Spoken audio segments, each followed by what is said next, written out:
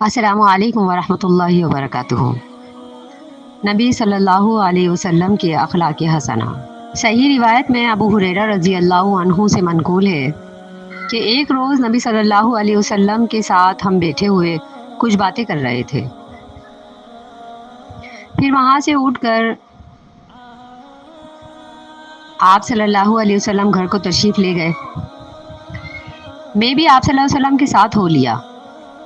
راستے میں ایک بدو یعنی گنوار جنگل کا رہنے والا ملا اور اس نے آپ صلی اللہ علیہ وسلم کی چادر مبارک آپ کے سر سے زور سے کھینچی، یہاں تک کہ آپ کی گردن مبارک سرخ ہو گئی اور قریب تھا کہ آپ صلی اللہ علیہ وسلم کا سر مبارک دیوار سے جا لگے۔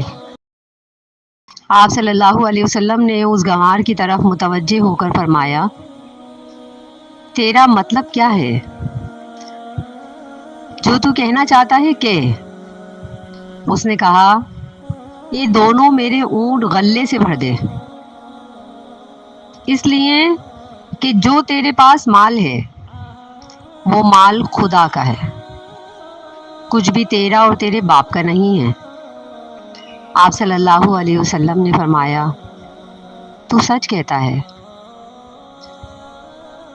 یہ مال اللہ کا حق ہے، میرا اور میرے باپ کا نہیں ہے، لیکن یہ جو تو نے میری چادر زور سے کھینچی اور مجھ کو رنج پہنچایا ہے، یہ تو میرا حق ہے، اس کا عوض تو میں تجھ سے لے کر رہوں گا۔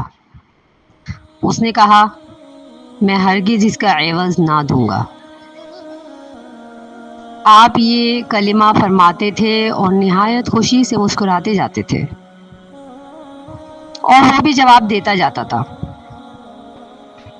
جب اسی گفتگو میں تھوڑی دیر گزر گئی، تب آپ صلی اللہ علیہ وسلم نے ایک شخص کو بلا کر فرمایا، اس کے ایک اونٹ پر کھجور اور دوسرے اونٹ پر جو بھر کر اس کے حوالے کر دو۔